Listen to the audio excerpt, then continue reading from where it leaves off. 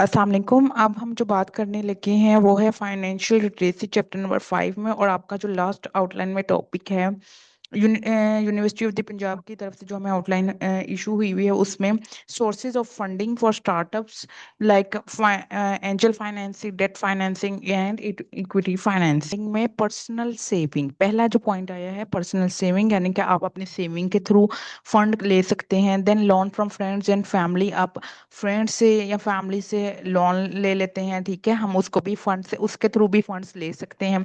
Then angel investors, angel investors कौन से होते हैं? वेल्दी इंडिविजुअल्स, जो कि दौलतमंद शख्स होते हैं और अपने विद एक्सपीरियंस के साथ, उनके पास एक्सपीरियंस होते हैं, उनके पास पैसे होते हैं, वो अपने पास पैसे भी ले आते हैं और अपने साथ अपना एक्सपीरियंस भी ले आते हैं और आपके बिजनेस में फंड देते हैं। Then venture capital, venture capital firms invest in startups and provide experience.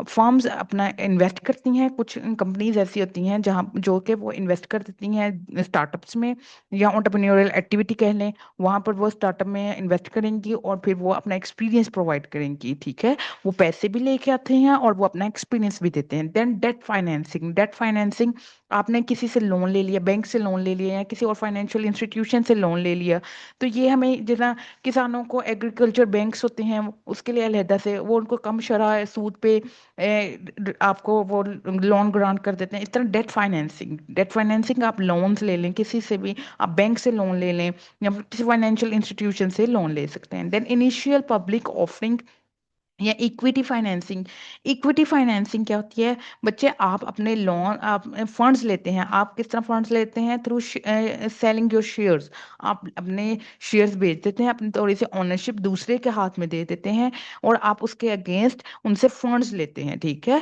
जाहिर सी बात है इससे आप प्रॉफिट, उनको आपका मुआहदा होता है, आप एग्रीमेंट करते हैं कि आपको वो इतना प्रॉफिट देंगे, उस हिसाब से जितने वो उन्होंने शेयर्स खरीदे होते हैं, जितना आप नेस्ले के शेयर्स खरीद लें, आपने फाइनेंसिंग, उन्होंने फिर क्या किया, उन्होंने इक्विटी फाइनेंस कर दी, उन्होंने अपने शेयर्स आपको सेल कर दिए।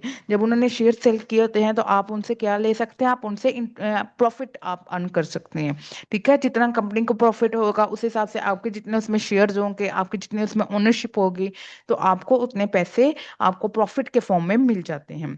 Then crowdsourcing, crowdsourcing मतलब कि आपने क्राउड सोर्स अपने लोगों से, मुख्तलिफ लोगों से पैसे जमा किए, taking funds from people, many people, आपने यानी क्राउड नाम से अपने आपको जरा जाहिर कर रहे हैं कि मैं हजूम से, एक हजूम से ले रहा हूँ। फॉर एग्जांपल आपने सोशल मीडिया प्लेटफॉर्म्स पे नशर कर दिया, आपने एडवर्टीजमेंट्स की, आपने क्या किया, आपने क्राउड सोर्स, आपने मुख्तलिफ लोगों से जिनको इस चीज़ का एक्सपीरियंस था, उन्होंने या नहीं था, आपने उनसे पैसे ले लिए, आपने taking funds from many people, आपने मुख्तलिफ बहुत ज़्यादा लोगों से पैसे इकट्ठे किए और अपने बिजनेस में इन्वेस्ट यानी फंड्स लिए।